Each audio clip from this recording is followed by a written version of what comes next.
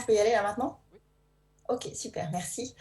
Bonjour à tous et bienvenue dans cette session sur la connectivité temps réel et surtout sur la communication bidirectionnelle entre les données remontées par vos capteurs et puis toute la partie back-office, c'est-à-dire vos applicatifs d'entreprise, qu'ils soient situés dans des clouds ou bien sur vos centres de données. Mon nom est Magali Boulet et je travaille pour un éditeur de logiciels canadien qui s'appelle Solas. Et chez Solas, je suis responsable de nos engagements techniques en avant-vente. Alors, dans cette session que j'ai préparée, mon but, c'est de vous donner notre point de vue sur toute cette partie collecte de données remontées par vos capteurs, distribution de ces données vers des applicatifs d'entreprise, et puis bien sûr le chemin en sens inverse, c'est-à-dire comment distribuer de l'information à un device en particulier ou bien à un groupe de devices. Donc cette session, elle est un petit peu technique, un peu axée sur des principes d'architecture dont je vais vous parler, pour vous donner notre retour d'expérience et comment, avec Solas, vous pouvez participer à implémenter une plateforme IoT avec ce composant de collecte et de distribution des données. Donc, je vais commencer par un peu des généralités sur l'IoT, mais même si c'est des messages très, très marketing, ça me permet de positionner le sujet et surtout d'introduire quelques principes dont je vais me servir ensuite dans cette session. Alors, chez Solas, quand on parle d'Internet des objets, il y a une notion naturelle de nos clients qui est de dire que c'est du temps réel. On va streamer de la donnée émise par des capteurs, des robots, des objets qui sont connectés. Et donc, naturellement, on a un principe d'architecture qui est de l'asynchrone, de l'événementiel. C'est-à-dire que sur l'occurrence d'un événement, une donnée émise par un capteur, on va distribuer, streamer cette donnée vers une ou plusieurs destinations. Mais il n'y a pas que ça comme sens, c'est-à-dire qu'il n'y a pas que de l'upload de données, mais il y a aussi de la redescente d'informations, ce qu'on appelle le commande et contrôle. Envoyer par exemple une mise à jour d'un catalogue, une mise à jour d'un certificat, révoquer un certificat vers un ou plusieurs objets qui sont connectés. Donc il y a bien ce schéma, ces directions de flux qu'il faut prévoir dans ces deux sens. Et puis, dernière chose très importante, c'est ce que vous voyez ici, c'est la partie évolutivité. Quand on parle de plateforme IoT chez Solas, et même avec nos clients, ils ont toujours en tête une vue aujourd'hui, par exemple, connecter une centaine, quelques milliers de devices, d'objets, et puis surtout un chemin d'évolutivité. Et quand vous allez faire le choix d'une plateforme IoT, il faut que vous ayez déjà en tête l'évolutivité de cette plateforme. Sinon, vous serez confronté à des problèmes de dimensionnement, de limites, et peut-être remettre en cause des choix que vous auriez faits et qui n'auraient pas prévu cette évolutivité. Et donc, dans ce que je vais vous présenter aujourd'hui, je vais vraiment vous présenter notre façon d'aborder ces problématiques, mais aussi cette partie évolutivité. Alors, l'architecture d'un système IoT, généralement, on la représente de manière simpliste avec ce schéma, avec plusieurs niveaux. Et ces niveaux communiquent entre eux pour relier le monde des objets à travers le monde des réseaux, différents réseaux, des réseaux d'objets, mais des réseaux d'entreprises, vers des applicatifs qui sont soit des applicatifs dans vos centres de données, et ou plutôt des applicatifs dans des cloud providers. Alors, on peut représenter schématiquement le chemin de la donnée de cette manière-là. C'est-à-dire qu'on va commencer par la gauche, où on a des capteurs, des objets qui sont connectés et qui vont remonter des données à travers, généralement, une passerelle de premier niveau que vous voyez ici mentionnée comme IoT Gateway. Et cette plateforme de premier niveau a pour but de faire une première médiation de réseaux, par exemple des réseaux à courte ou longue portée comme LoRa ou Sigfox, avec le réseau d'entreprise basé sur TCP/IP. Souvent, cette plateforme fait aussi un petit peu d'intelligence en agrégeant par exemple de la donnée brute ou en transformant la donnée brute émise par le capteur, ou même en agrégeant des données de plusieurs capteurs pour ensuite la distribuer vers ce qu'on va appeler vraiment la plateforme IoT.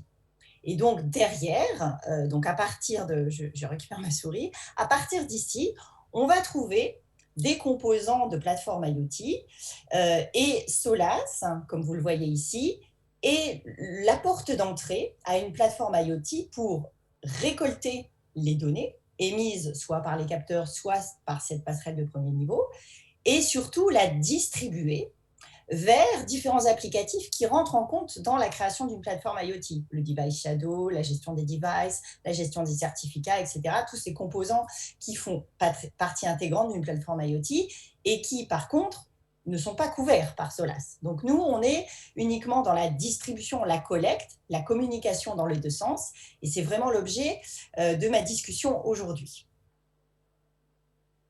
Alors, pour vous donner quelques mots rapidement sur ce qu'on fait chez Solas, donc Solas, éditeur de logiciels canadien, on a à peu près une vingtaine d'années d'existence. Nous sommes un peu plus de 300 employés dans le monde, donc on est une petite structure.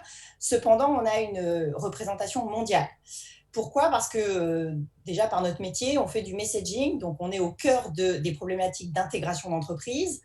Et nos premiers clients étaient des clients très exigeants en termes de fonctionnalité, de qualité de produit, qui sont les clients du monde de la finance.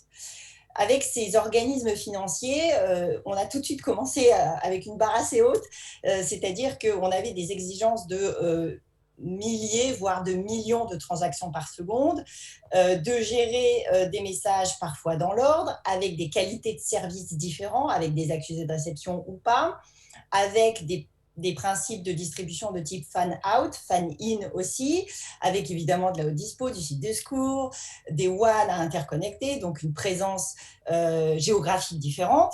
Et donc, on a construit un produit qui fait donc de l'intégration d'applications et qui répond à ces critères très hauts demandés par le messaging du monde de la finance. Donc, on a des clients comme Barclays, Deutsche Bank, Crédit Suisse, Crédit Agricole, la BNP, etc.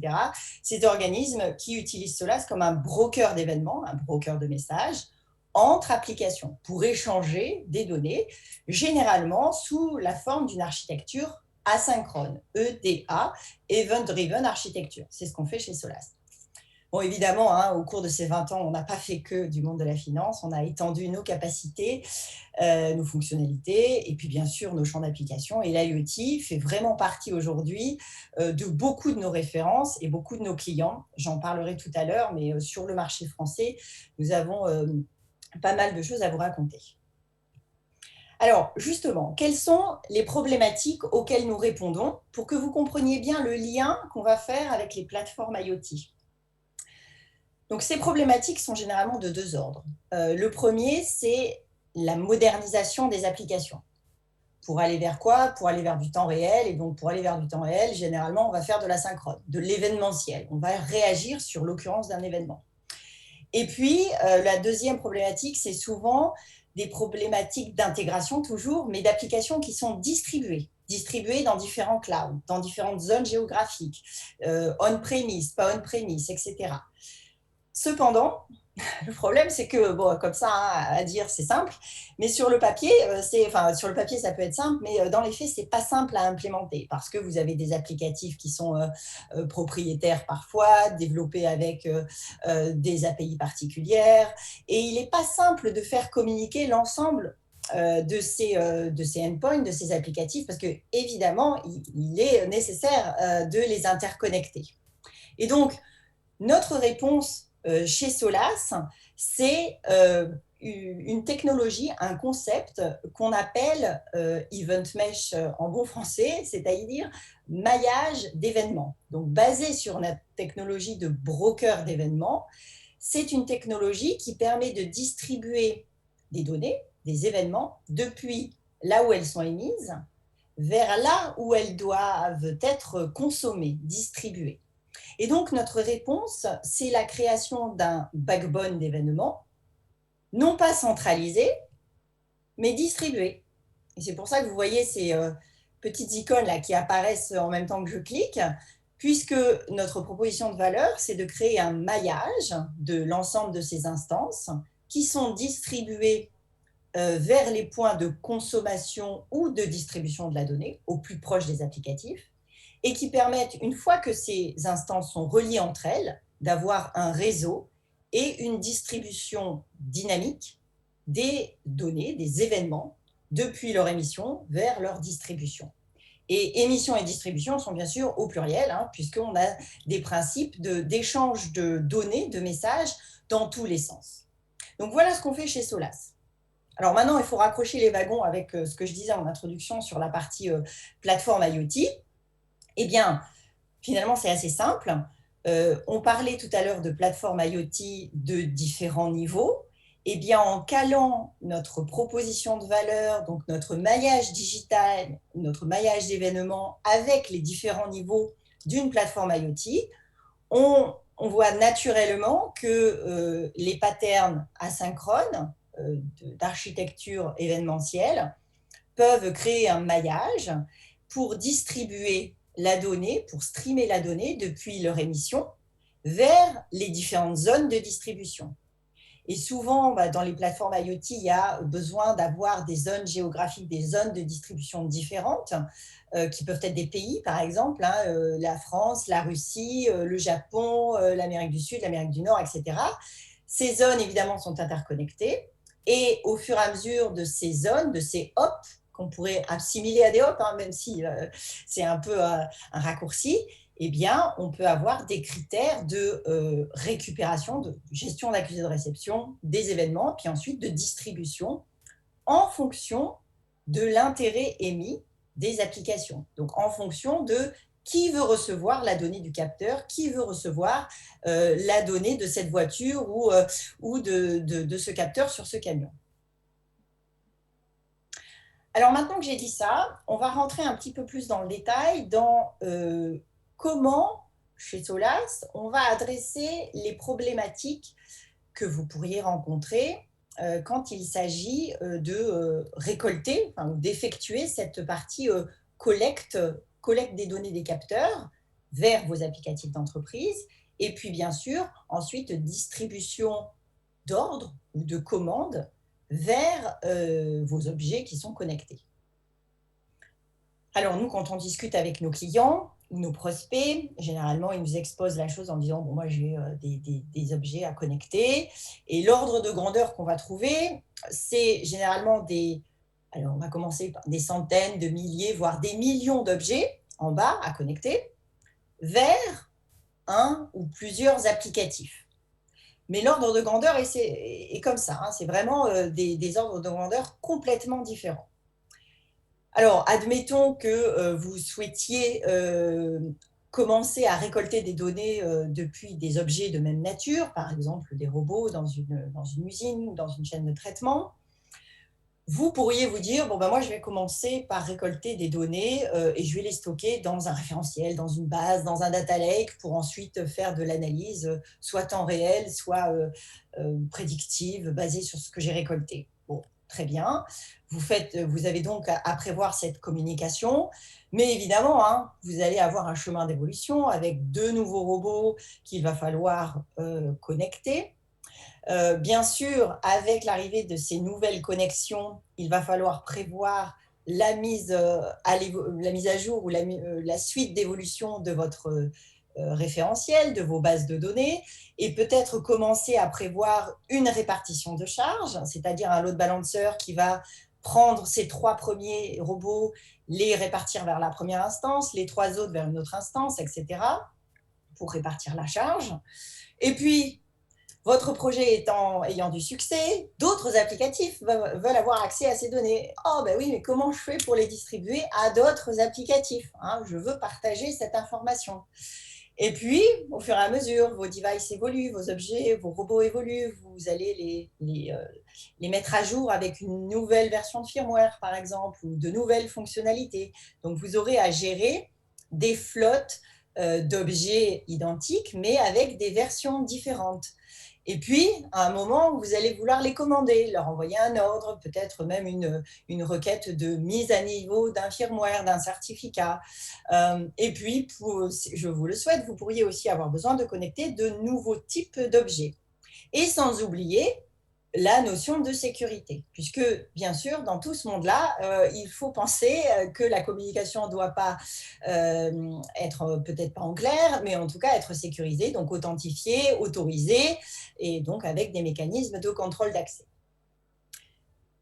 Donc chez Solas, nous répondons à ces problématiques qui sont classiques pour nous, dans le milieu finalement du broker d'événements, par une architecture dont je vais vous parler là et qui est représentée sur cette page.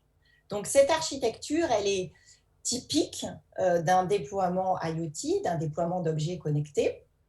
Elle s'adresse à les problématiques que j'ai citées précédemment, qui sont d'ailleurs pas exhaustives. J'ai peut-être oublié certains problèmes ou certaines considérations que vous auriez. C'est de manière générale ce qu'on va rencontrer le plus souvent. Donc cette architecture s'adresse à différents patterns d'échange de données, des devices vers les applicatifs et des applicatifs vers les objets, et va permettre une évolutivité aussi en termes de connectivité. Alors, cette architecture, il faut la lire comment? Eh bien, il faut tout d'abord voir qu'il s'agit d'un déploiement à deux niveaux.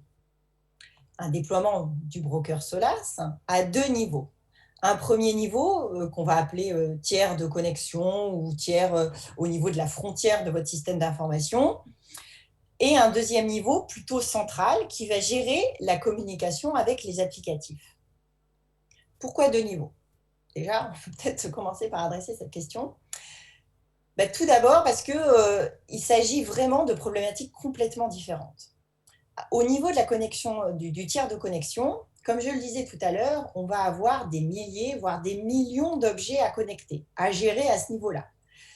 Sans parler des connexions qui sont concurrentes, donc qui arrivent en même temps. Donc, en fonction du nombre total, on va déterminer un nombre de connexions concurrentes. Généralement, on prend 10 à 20% de connexions concurrentes qui représentent le nombre total des objets qui sont connectés. À ce niveau-là aussi, on va avoir des protocoles à gérer qui n'ont rien à voir avec les protocoles d'entreprise. Généralement, là, on va parler de MQTT, qui est le protocole phare des objets connectés, peut-être un petit peu d'HTTP, mais plutôt du MQTT, avec différentes qualités de service. Vous voyez apparaître un répartiteur de charge. On fait souvent des architectures avec des répartiteurs de charge comme celui de F5, BigIP. C'est des architectures classiques qu'on sait bien faire et qui nous permettent d'avoir un petit peu d'intelligence, si nécessaire, au niveau de ce répartiteur. Un petit peu comme on parlait tout à l'heure, quand je parlais d'IoT Gateway, d'Edge Gateway, bien là, on peut apporter aussi un petit peu d'intelligence, de routage en fonction des cas d'usage. Donc là, c'est vraiment, il n'y a pas une réponse pour tous, mais c'est en fonction de vos besoins, de vos cas d'usage, qu'on va ou pas faire un petit peu de routage intelligent à ce niveau-là. Donc, protocoles différents, des protocoles particuliers au niveau de cette couche-là, des débits aussi différents, puisque le nombre de messages par connexion à ce niveau-là est plutôt faible. Un véhicule, par exemple, il ne va pas émettre des milliers de messages à la seconde. Non, c'est quelques messages à la seconde.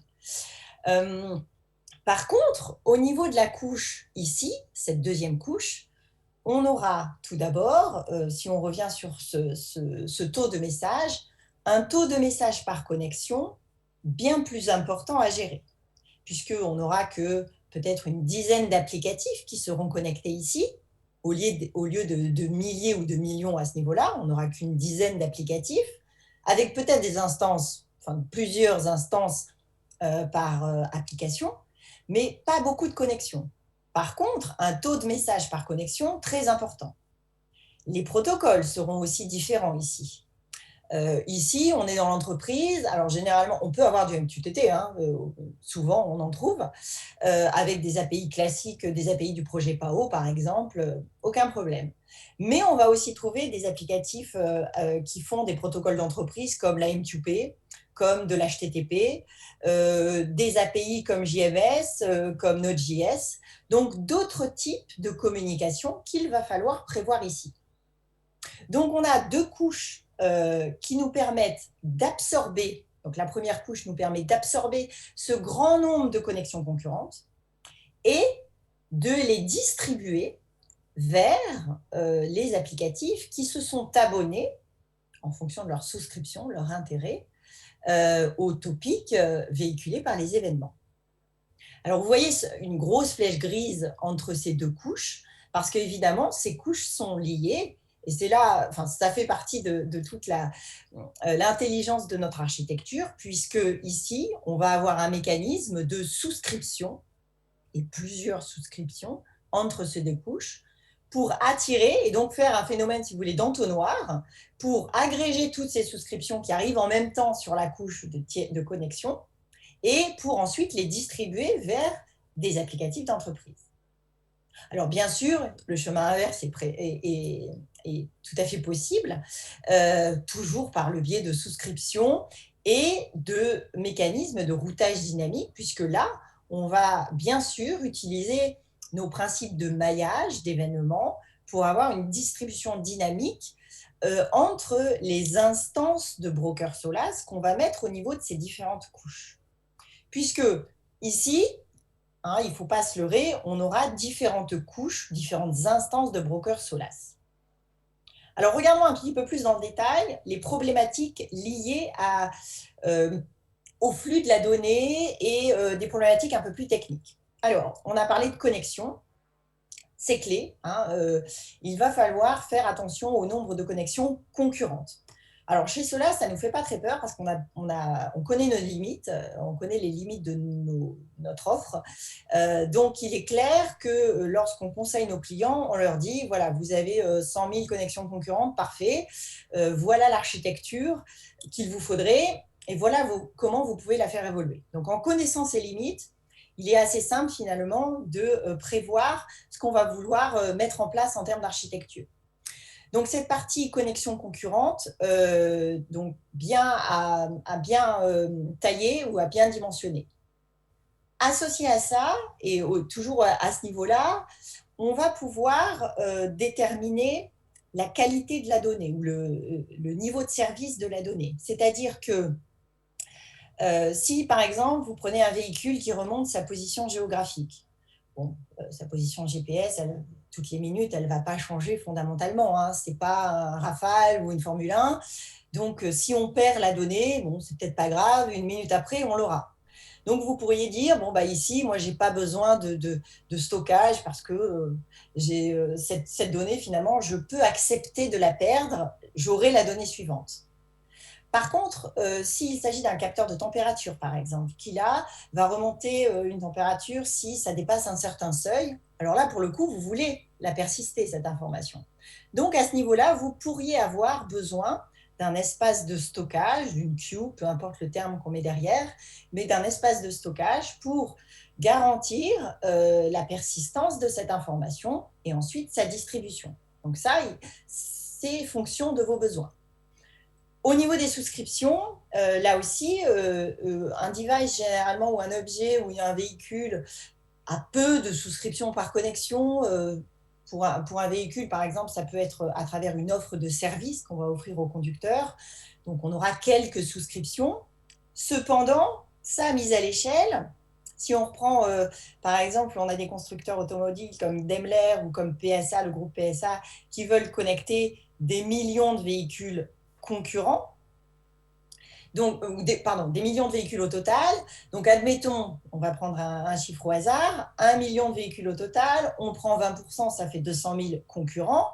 Si on a 2 souscriptions par véhicule, vous voyez qu'il faut prévoir un grand nombre de souscriptions et éventuellement partager cette information de souscription au sein des différentes instances de brokers qui vont agréger ces connexions. Donc, tout ça, on sait faire chez Solas. Donc, qualité de service, j'en ai un petit peu parlé. Donc, de manière finalement naturelle, j'ai parlé du protocole des objets qui est MQTT avec les qualités de service. Donc, il y en a 3 dans MQTT, QoS 0, 1 et 2. Chez Solas, on supporte 0 et 1. On fait du at least once. C'est pour ça qu'on ne fait pas du QoS 2. Cependant, ça suffit largement à garantir qu'on va recevoir le message et ensuite qu'on va pouvoir le distribuer selon les souscriptions émises par les applicatifs. Toujours dans cette partie collecte ou flow de données, il y a ensuite les directions. Qui émet quoi et dans quel sens? Alors, le schéma classique par lequel on commence, c'est le boîtier où l'objet émet de l'information, hein, remonte ses données télémétriques, par exemple. Euh, classique, pattern classique de pub, sub, publication, souscription. On a la même chose, par exemple, avec une application qui pourrait mettre à jour un catalogue. Et là, pareil, elle pousse une information de mise à jour de catalogue à un ensemble de boîtiers, d'objets qui se sont abonnés à ce topic. Puis ensuite, on peut avoir des mécanismes de requête-réponse dans lequel, par exemple, le device va poser une question ou émettre une requête à un applicatif et va attendre la réponse. Donc là, il va falloir identifier de manière unique le boîtier, le véhicule qui a posé la question ou le robot et pouvoir lui renvoyer la réponse par rapport à sa question. De manière identique, on pourrait avoir un applicatif qui va envoyer un ordre à un véhicule. Par exemple, active la fermeture centralisée des portes, ouvre le coffre. Donc là, pareil, il faut identifier de manière unique le boîtier et puis s'assurer de la communication dans les deux sens. Alors, au niveau du point de contact des applications, souvent, nos clients nous demandent, par facilité d'usage, qu'au niveau de la couche centrale ici, applicative, on ait un point d'accès unique aux données remontées par les devices, donc à travers soit un répartiteur ou pas, un point d'accès unique. Cette demande ne se retrouve pas forcément sur la couche Edge ou Connection Tier. Et encore, tout dépend vraiment des besoins, de la qualité de service que vous allez émettre et du routage et donc des capacités de routage logique qu'on va émettre éventuellement au niveau du répartiteur. Donc, à garder en tête, mais évidemment, ce sont des choses qu'on sait adresser. Alors maintenant qu'on a dit ça, je vais faire une petite pause et on va rentrer un petit peu plus dans le détail sur la notion d'événementiel et de topic. Parce qu'il y a quelque chose de clé dans une architecture IoT ou dans une plateforme IoT, c'est évidemment la notion d'événement. Sur l'occurrence d'un événement, on va faire quelque chose. En l'occurrence, on va streamer la donnée, on va la distribuer, ou bien si on décide à travers son smartphone de fermer sa voiture ou de démarrer sa voiture parce qu'il fait froid et on a besoin que la voiture soit chaude quand on rentre dedans, eh bien, c'est ça un événement. Donc un événement, c'est par exemple un feu qui passe au vert, l'anti-patinage du véhicule qui s'est déclenché, la porte d'un ascenseur qui s'ouvre ou qui se ferme, etc. Donc ça, c'est un événement. Et un événement est catégorisé ou organisé sous la forme de topic. Le topic, c'est finalement l'adressage de la donnée remontée par l'objet qui est connecté. Alors chez Solas, la notion de topic est fondamentale parce que c'est grâce à ça qu'on fait le routage dynamique. C'est grâce à la représentation des données émises par vos capteurs, qui est une représentation hiérarchique, dont vous avez un exemple ici, séparé par des slash. Alors chez Solas, c'est séparé par des slash, chez Kafka, c'est séparé par des points. Bon, en gros, c'est la même chose, c'est une représentation hiérarchique de la donnée. Donc pour vous en donner un exemple ici, on a des boîtiers qui sont ici représentés, qui nous sont fournis par la société Bosch, qui est d'ailleurs un client à nous. Et ce sont des capteurs qu'on utilise fréquemment quand on fait des plateformes IoT de démonstration. Ces capteurs sont sympas parce qu'ils ont ces boîtiers sont sympas, ils ont plein de capteurs, un gyroscope, un capteur de vitesse, de pression, de température, de luminosité. Donc plein d'informations qui sont remontées par ce même objet. Et donc, la première chose, c'est d'organiser la représentation des données émises par ce boîtier, qu'on peut représenter ici. Par exemple, au départ, la méthode, le verbe, l'action, si vous voulez, l'équivalent d'un verbe HTTP, le service activé, la région, l'identifiant du device, etc. Et pour vous en donner un exemple, ce boîtier pourrait remonter, donc publier des informations avec son identifiant, qu'on va retrouver ici, vous voyez, Device ID, on le retrouve ici, à ce niveau-là de l'arborescence. Et il pourrait remonter des informations de télémétrie à travers ce topic. À travers ce topic, il enverrait son statut. il demanderait une mise à jour ou une instantiation de mise à jour à travers aussi cette requête. Donc l'événement est véhiculé à travers ce topic. De la même façon, hein, bien sûr, cet objet peut souscrire à des topics.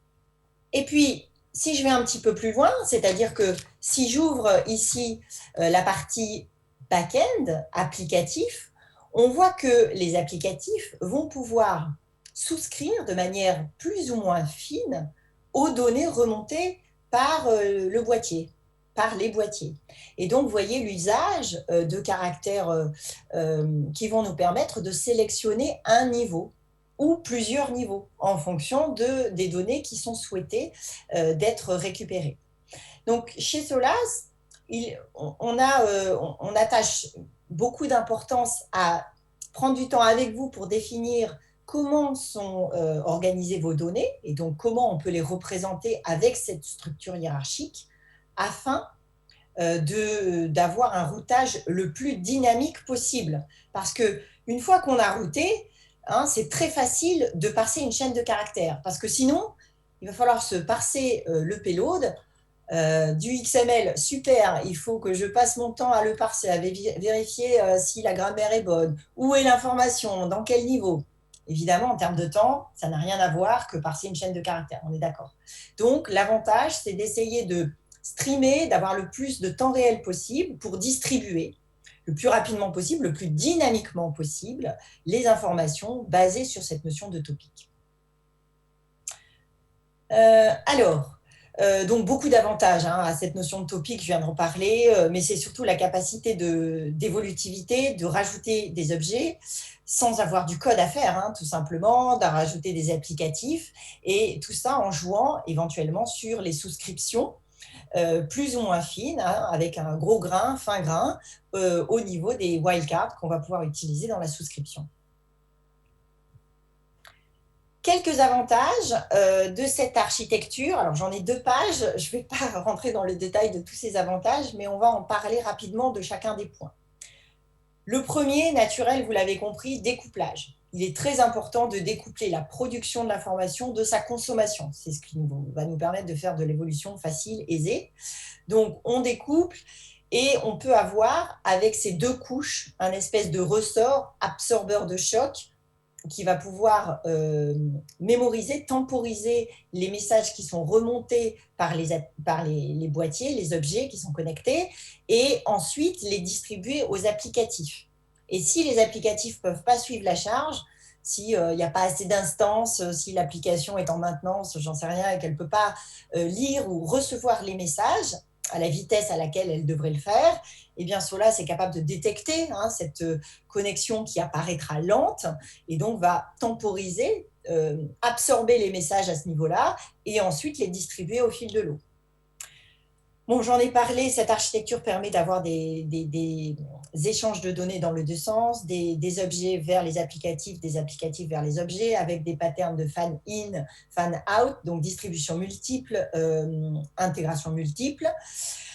Le routage dynamique est clé hein, chez Solas et on va pour ça utiliser la représentation de vos données sous forme d'événements avec une représentation sous forme de topic et on va aussi, quand c'est possible, utiliser cette notion de maillage d'événements pour avoir une distribution éventuellement géographique ou sur vos différents centres de données la plus dynamique possible.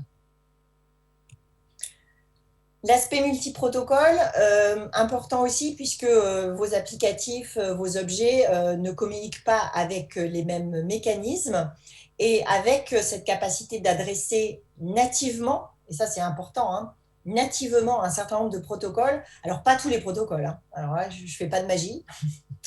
On ne va pas faire tous les protocoles de la Terre, ni du monde des objets connectés, parce qu'il y en a beaucoup, mais un certain nombre de protocoles. Donc, j'ai cité MQTT, naturellement, HTTP, AMQP, donc un WebSocket, très important, j'allais l'oublier celui-là. Donc, un certain nombre de protocoles qu'on va supporter nativement, c'est-à-dire sans l'aide d'un connecteur additionnel, hein, sans l'aide d'un composant additionnel, pour faire de la médiation de protocole et donc le plus de dynamisme possible dans la distribution des informations. Alors, en termes de sécurité, je n'ai pas trop parlé de sécurité, mais évidemment, si on est déployé dans autant d'organismes bancaires, c'est qu'on sait faire un peu de sécurité quand même, d'authentification, d'autorisation, de contrôle d'accès. Au niveau d'MQTT, ce qui peut être intéressant, bien sûr, c'est de faire du certificat. Donc ça, on sait faire du certificat one-way, two-way, aucun problème. Mais dans la session MQTT, il y a la notion de client ID qu'on peut trapper au niveau du contrôle d'accès. Et donc, utiliser ce client ID comme valeur dynamique d'un contrôle d'accès qu'on va appliquer, par exemple, sur le topic space. Donc sur la représentation de vos données au niveau du topic. Et donc, pour s'assurer, par exemple, que quand vous envoyez l'ordre à votre véhicule de fermer ses portes ou d'ouvrir le coffre, c'est bien votre véhicule et pas celui du voisin. Distribution géographique, moi j'en ai parlé, mais alors ce qui est intéressant, c'est que nous, on sait faire du TLS et de la compression. Donc pour des réseaux WAN, avec une grosse latence éventuellement, on sait optimiser la distribution d'informations. Et puis bien sûr, je termine sur l'évolutivité, ça c'est clé. Chez Solas, on s'est adressé vraiment des problématiques de toute taille, depuis un petit nombre d'objets à connecter jusqu'à des millions, vous l'avez compris. Quand je parle de plateformes de véhicules connectés, on parle de millions de véhicules et de centaines de milliers concurrents, voire de millions de concurrents. Et tout ça, on sait le faire. Donc, grosse taille, petite taille, on sait adresser l'ensemble de vos problématiques. Quelques références pour terminer. Je regarde l'heure, il me reste 10 minutes, c'est ça, un peu moins. Quelques références dans le domaine de l'IoT. Je ne sais pas si j'ai le temps de parler de tout, mais on fait beaucoup d'IoT donc au niveau des véhicules connectés, mais aussi dans l'industrie, dans des usines connectées, au niveau des telcos également, puisqu'il y a des besoins de connectivité concurrente assez importants et de distribution d'informations très rapides, par exemple pour l'activation dans certains pays de cartes SIM ou de cartes d'heures de communication. Et enfin, dans des villes intelligentes, notamment Singapour, qui est un client assez ancien de Solas, qui nous utilise depuis assez longtemps pour participer à son initiative de villes intelligentes. Alors, tout d'abord, le domaine des véhicules connectés, puisque en Europe, on a de la chance, on a deux références dont je vais parler là parce qu'elles sont différentes, donc elles peuvent vous apporter des points de vue complémentaires. Cette première référence, alors vous avez des chiffres ici en termes de nombre de véhicules qui doivent être connectés à la plateforme. Donc cette première référence fonctionne avec cette architecture à deux niveaux dont j'ai parlé tout à l'heure, et c'est la même pour la prochaine référence dont je vais parler. Donc les deux niveaux, agrégation des connexions concurrentes ici, et ensuite une couche de centralisation et de distribution vers des applicatifs de back-office. Devant, en frontal, il y a du routage dynamique. Alors pour cette référence-là, c'est du QS1 en MQTT, donc toutes les données sont garanties avec un accusé de réception depuis leur publication jusqu'à leur consommation. Et c'est du déploiement dans un cloud Azure. Donc là, on est vraiment sur du déploiement logiciel automatisé en fonction du nombre de nouveaux véhicules qui sortent des chaînes de fabrication et qu'il faut raccrocher à la plateforme. Autre référence, toujours dans le domaine des véhicules connectés, toujours en Europe, on a de la chance, mais là pour un autre constructeur qui pour le coup ne fait pas du cloud, qui ne déploie pas dans un cloud public, mais qui a la même architecture, c'est-à-dire agrégation ici et une couche ici de centralisation. Mais là, vous voyez que les icônes sont différentes, puisque chez Solas, on sait faire du logiciel, donc du Docker, de l'OVA, mais aussi du matériel spécialisé qu'on appelle boîtier, appliance, donc des cartes particulières qui, bien sûr, nous apportent une fiabilité qui n'a rien à voir avec du logiciel, puisqu'on maîtrise toute la chaîne de fabrication et toute la stack matériel et OS sur ce boîtier-là. Donc, mix de deux technologies qui fonctionnent très bien ensemble, hein. Bien sûr avec toujours la même idée de maillage, donc de connexion des deux couches, et toujours avec cette notion de répartiteur en frontal, pour le coup encore F5, hein, qui nous apporte beaucoup d'intelligence, beaucoup de fiabilité, et puis aussi la capacité d'appliquer des règles de routage intelligentes au niveau de cette connexion MQTT.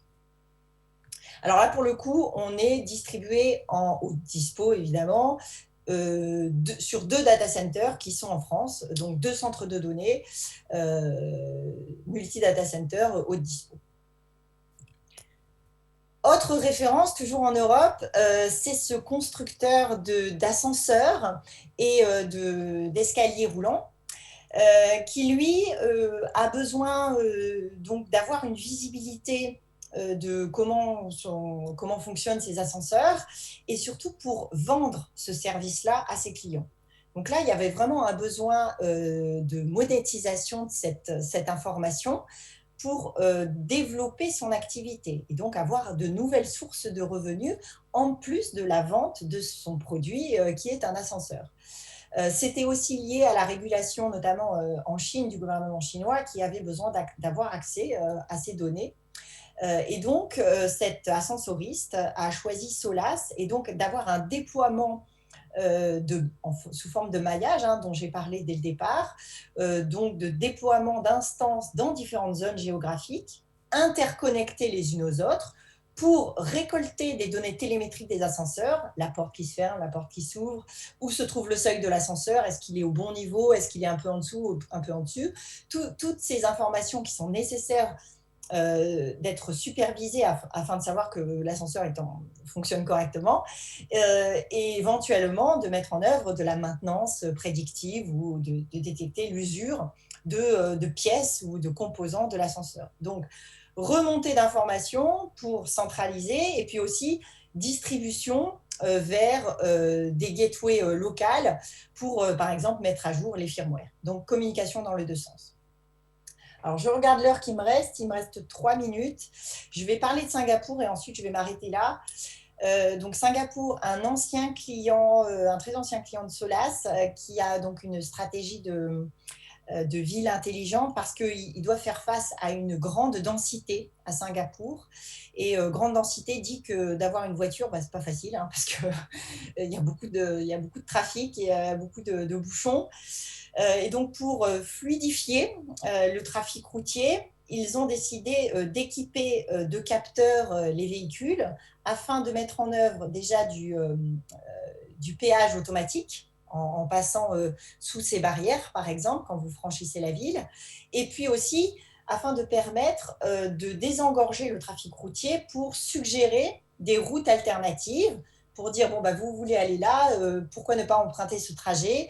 Vous allez éviter le bouchon et puis vous allez ainsi fluidifier le trafic. Donc, c'est bénéfique à tout le monde. Donc, ça touche à la fois les voitures, mais aussi les bus, les transports publics. Et donc, ils ont toute une stratégie de récolte des informations. Là, ils utilisent du MQTT. Et puis ensuite, de distribution en temps réel de cette information pour renvoyer éventuellement des routes aux bus ou aux véhicules. Alors, il me reste 2 minutes. Ce que je vais faire, c'est que je vais passer toute cette partie industrielle et je vais terminer là-dessus pour vous proposer 2 choses. De venir d'une part discuter avec mes collègues qui sont à Lyon aujourd'hui, donc ils sont sur le stand W310. Donc ça, c'est la première chose si vous êtes intéressé. Et puis ensuite, d'en connaître un peu plus sur Solas. On a une plateforme qui nous permet d'adresser l'ensemble de ces problématiques, entre autres d'IoT, mais pas que, hein, autour de notre broker d'événements, mais aussi autour de la gouvernance de ces échanges asynchrones, donc avec une palette d'offres qui sont packagées au sein d'une plateforme qui s'appelle PubSub+. Voilà, je vais m'arrêter là, je suis à 1 minute de la fin. Je ne sais pas si je peux prendre des questions. Là, je me tourne vers l'organisateur. Ou si on arrête là. Oui, vous pouvez. Ouais. Je peux arrêter là ou On a c'est des ça? questions?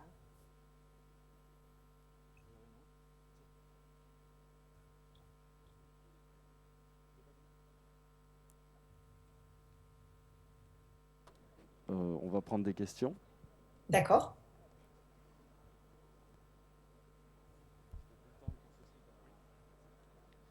Bonjour, merci pour votre présentation. J'aurais aimé avoir quelques précisions sur les contraintes qui sont liées au temps réel et comment c'est intégré en fait dans les systèmes IoT pour pouvoir interagir en temps réel avec les différents devices. Voilà. Alors, nous, chez Solage, on fait du TCP/IP. Hein, donc, quand j'ai parlé d'une plateforme IoT à différents niveaux, nous, on ne gère pas ce qui est du LoRaWAN, du Sigfox, des choses comme ça. On le laisse à d'autres. Et ensuite, une fois qu'on est sur du TCP/IP, eh bien, on va évidemment être dépendant du réseau qu'il y a derrière. Donc, plus il est rapide, plus on va approcher vers la notion de temps réel. Et puis, bah, de manière inhérente, hein, l'événementiel nous permet de faire du temps réel. Hein. On ne fait pas une requête. Hein. Là, vous me posez une question, donc je réagis à votre question, vous voyez, en une discussion. Mais si vous êtes, le but, c'est d'essayer de capter dès l'occurrence la donnée, donc par le biais d'un événement. Donc c'est comme ça qu'on essaie d'adresser la notion de temps réel, avec des architectures asynchrones, événementielles. Ah, oui, merci pour votre présentation, très claire. J'ai vu que vous faisiez aussi du request reply. Oui. Et MQTT, c'est que du PubSub. Alors, est-ce que vous transformez votre request reply sous MQTT ou vous utilisez un autre protocole?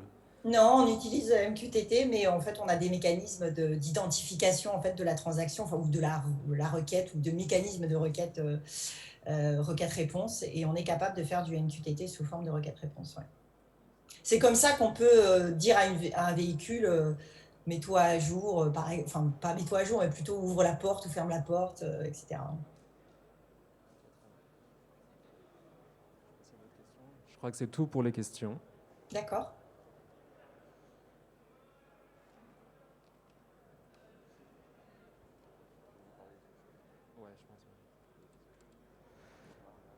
Donc c'est tout bon. Je ne sais pas si vous m'entendez. C'est Oui, tout je bon, il n'y a vous plus de entends. questions. Ouais. Et voilà. Très Vous bien. pouvez clôturer Ouais. si vous voulez. Et voilà.